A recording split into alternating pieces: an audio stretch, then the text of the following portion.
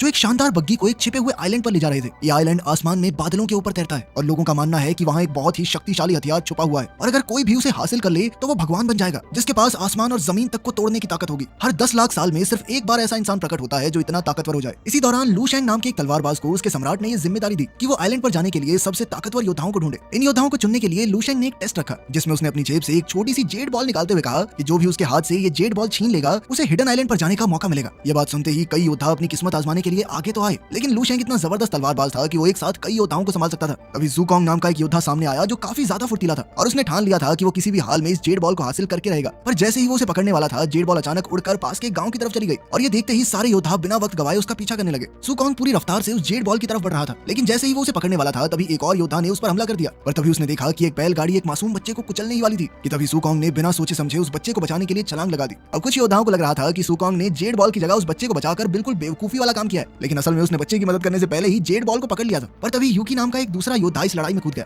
असल में यूकी के पास एक जादुई अंगूठी और कंगन थे जिनसे वो आसपास की चीजों को कंट्रोल कर सकता था। उसने अपनी शक्तियों का इस्तेमाल करके पीछे से ज़ुकोंग पर वार किया और जब वो अपना बचाव नहीं कर सका तो यूकी ने उससे जेड बॉल छीन ली। असल में लू शेंग सम्राट का दूसरा बेटा था। उसके बड़े भाई का नाम था लुओ और वो दोनों ही हमेशा सबसे ज्यादा ताकतवर बनने की होड़ में लगे रहते थे। वो दोनों भाई उस छिपे हुए आइलैंड पर जाने की तैयारी कर रहे थे, लेकिन उनके पिता सम्राट लू ने ड्रैगन स्वॉर्ड लुओ को दी क्योंकि उनके मुताबिक वो उसके ज्यादा काबिल था। उधर जब ज़ुकोंग बेहोश पड़ा था तो उसे अपना अतीत याद आने लगा। असल में वो अनाथ था जिसे एक बहुत ही नामी लोहार ने कुछ दूसरे अनाथ बच्चों के साथ पाला था। लोहार ने ज़ुकोंग के अंदर काबिलियत देखी और उसे शहर में मार्शल आर्ट्स की ट्रेनिंग के लिए भेजा। यह आसान नहीं था क्योंकि मास्टर और बाकी अनाथ बच्चों को ज़ुकोंग की पढ़ाई के बदले में 10 लाख तलवारें बनानी पड़ी थी। फिलहाल ज़ुकोंग घायल पड़ा था, लेकिन अब उसके भाई बहन उसकी मदद के लिए आ गए थे। उन्होंने ठान लिया था कि चाहे कुछ भी हो जाए वो ज़ुकोंग को हिडन आइलैंड पर पहुंचा कर रहेंगे। दूसरी ओर अलग अलग जगहों से आए हुए योद्धा एक पोर्टल पर इकट्ठा हो रहे थे जो उन्हें छुपे हुए आइलैंड तक ले जाएगा। वहाँ हम केसी नाम की एक महिला योद्धा को देखते हैं जिसके साथ 4 गार्ड्स को भेजा जा रहा था। उन्होंने पोर्टल को एक्टिवेट किया और सारे योद्धा उस छिपे हुए आइलैंड पर पहुंच गए। ज़ुकोंग के भाई बहन दूर खड़े होकर उन योद्धाओं को जाते हुए देख रहे थे। उन्होंने तुरंत ही ज़ुकोंग को जगाया जो उन्हें वहाँ देखकर काफी हैरान था। उन्होंने उसे जल्द से जल्द शहर में चोरी छुपे घुसकर पोर्टल तक पहुंचने का कोई सीक्रेट तरीका ढूंढने को कहा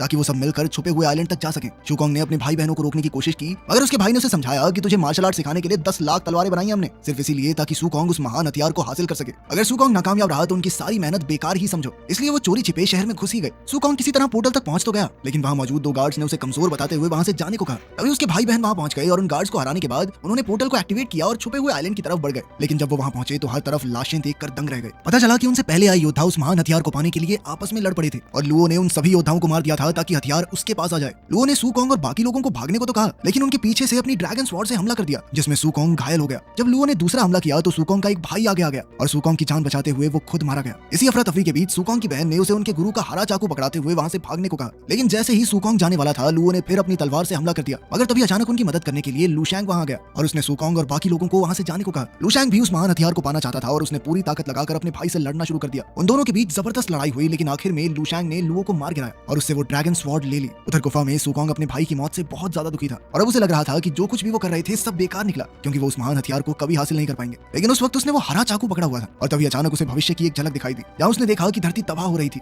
जिस पर उसकी बहन शोशो ने उसे समझाया कि उनके मास्टर का ये हरा चाकू बहुत खास है। उसे एक मीटियोर के पत्थर से बनाया गया था और वो ज़ुकोंग को भविष्य दिखा सकती थी। उसने ज़ुकोंग को समझाने की बहुत कोशिश की कि उन्हें किसी भी हाल में आगे बढ़ना ही होगा क्योंकि अगर वो हथियार किसी गलत हाथ में पड़ गया तो अंजाम वैसा ही होगा जैसा उसने अभी देखा है। उनके मास्टर को ज़ुकोंग में हमेशा कुछ खास दिखता था और इसी वजह से शोशो को उस पर पूरा यकीन था कि वो दुनिया को बचा सकता है। अभी ज़ुकोंग के एक भाई ने डरते हुए बाकी लोगों को गुफा के अंदर पत्थर बने इंसानों के बारे में बताया और जैसे ही उसने एक हाथ को छुआ तो वो अपने आप हिलने लगा, जिसके बाद उन्हें पता चला कि वो कोई और नहीं बल्कि केसी थी। वो हाथ खुद ब खुद जाकर उसके शरीर से जुड़ गया और वो फिर से ठीक हो गई। ये देखकर ज़ुकोंग और बाकी सभी काफी बुरी तरह घबरा गए और गुफा से बाहर भागे। उस वक्त बाहर बर्फ गिरने लगी और चारों ओर घना कोहरा छाया हुआ था कि तभी यूकी नाम का एक योद्धा चिल्लाता हुआ उनके पास आया और उन्हें जान बचाकर भागने को कहा और तभी अचानक एक भयानक राक्षस उनके सामने आ गया। वो बेहद खतरनाक और ताकतवर था। ज़ुकोंग और उसके भाई बहनों ने मिलकर उस राक्षस का सामना करने का फैसला किया। ज़ुकोंग उस राक्षस पर चढ़ गया और अपने भाइयों को दूर हटने को कहा। उस राक्षस ने एक अजीब सी रोशनी छोड़ी। ज़ुकोंग के भाई बहनों में से एक उस बीन की चपेट में आ गया और अचानक से वो पत्थर की तरह जम गया, बिल्कुल वैसे ही जैसे उन्होंने गुफा में लोगों को जमे हुए देखा था। उस राक्षस ने उसकी पूरी ऊर्जा को चूस लिया। अभी शोशो ने वही हरा चाकू निकाला। न जाने क्यों वो राक्षस उस चाकू से डर रहा था और तभी अचानक उसने शोशो को उठाकर दूर फेंक दिया और इसी बीच वो चाकू भी किनारे पर गिर गया। तभी ज़ुकोंग वो हरा चाकू लेकर राक्षस के पीछे तो गया और उस राक्षस ने उसे भी फेंक दिया। उनमें से हर किसी ने उस राक्षस को मारने की कोशिश की,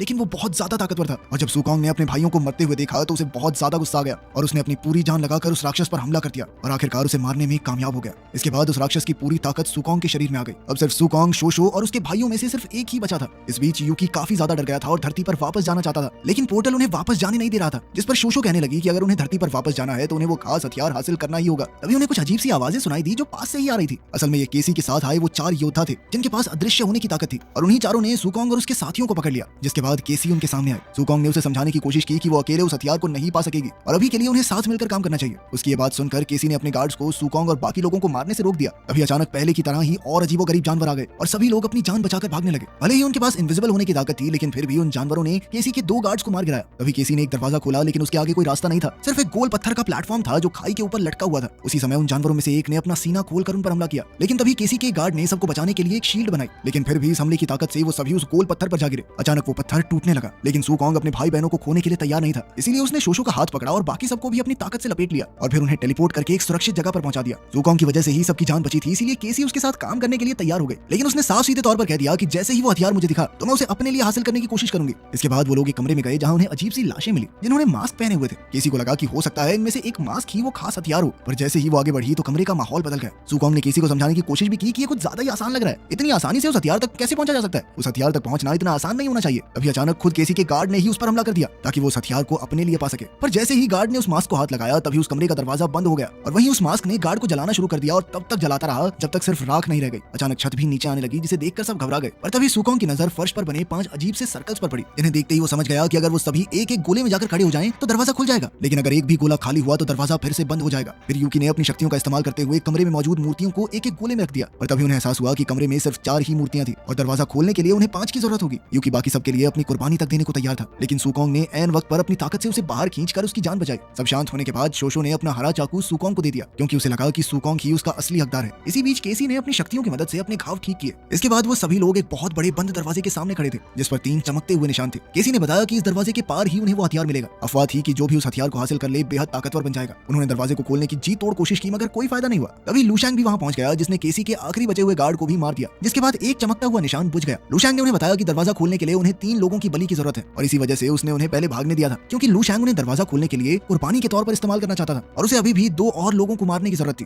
लूशैंग ने उन पर हमला किया, लेकिन फिर ऐन वक्त पर सुकोंग ने बीच में आकर शोशो, केसी और यूकी को बचा लिया। लेकिन दुख की बात यह थी कि लूशैंग ने उसके आखिरी बचे भाई को भी मार डाला और सुकोंग की लाख कोशिशों के बावजूद भी वो अपने भाई को बचा न सका। दरवाजा खोलने के लिए उन्हें अब भी एक बलि की जरूरत थी, जिसके बाद सुकोंग ने उस हरे चाकू की मदद से लूशैंग का सामना किया, लेकिन लूशैंग ने अपनी ड्रैगन तलवार निकालकर सुकोंग पर कई वार किए, जिसके बाद आखिरकार सुकोंग मारा गया। अचानक दरवाजा खुला, जिसके बाद शोशो तुरंत हरा चाकू पकड़े हुए अंदर दौड़ गई। इसी बीच बाहर यूकी ने लूशैंग को रोकने की कोशिश की, लेकिन वो आसानी से बचता हुआ शोशो के पीछे अंदर चला गया। जैसे ही शोशो उस हथियार को नष्ट करने वाली थी, लूशैंग ने ड्रैगन तलवार से उस पर हमला करके उसे बाहर फेंक दिया और दरवाजा फिर से बंद हो गया। अंदर लूशैंग ने उस खास हथियार को लिया जो एक मास्क जैसा दिखता था। उसे पहनते ही अचानक मास्क ने लूशैंग के चेहरे को पूरा ढक दिया और कोई अजीब सी चीज उसके शरीर पर कब्जा करने लगी। इसी दौरान बाहर कई राक्षस प्रकट हुए और दरवाजा फट गया। कमरे से जब लूशैंग बाहर निकला तो केसी उसे देखकर बेहद डर गई, क्योंकि उसे एहसास हो गया था कि वो लूशैंग नहीं बल्कि डीमन किंग है। असल में डीमन किंग ने उस महान हथियार के बारे में झूठी कहानी बनाकर योद्धाओं को वहां बुलाया था और उसका प्लान था उनकी शक्तियों को इस्तेमाल करके खुद को फिर से जिंदा करना। और अब जब डीमन किंग वापस आ गया है तो उसे दुनिया तबाह करने से कोई नहीं रोक सकता। अभी अचानक धरती हिलने लगी और एक बहुत बड़ा भूकंप आया, क्योंकि अब डीमन किंग अपनी शक्ति की मदद से इस हवा में तैर रहे आइलैंड को सीधा धरती पर गिराकर सबको खत्म करना चाहता है। लेकिन केसी समझ गई कि डीमन किंग की ताकत अभी पूरी तरह वापस नहीं आई है और इसीलिए उसने यूकी और शोशो को उसे बचाने के लिए कहा, क्योंकि अब वो अपनी आखिरी ताकत का इस्तेमाल करके सुकोंग को वापस जिंदा करने वाली थी। नीचे सम्राट लू और होली किंगडम के सभी योद्धाओं ने अपनी तलवार आसमान की ओर फेंक दी, जिसके बाद तलवारों ने मिलकर एक शील्ड बना दी। वहीं आइलैंड पर यूकी ने पत्थरों से एक शील्ड बनाई थी ताकि वो राक्षसों को दूर रख सके। वो अपनी बची हुई थोड़ी सी ताकत के साथ जूझ रहा था और आखिर में यूकी ने खुद को कुर्बान करते हुए सामने वाले पुल को ही उड़ा दिया। उधर केसी ने अपनी आत्मा सुकोंग को इस उम्मीद में दे दी कि वो वापस जिंदा होकर डीमन किंग से दुनिया को बचा सके।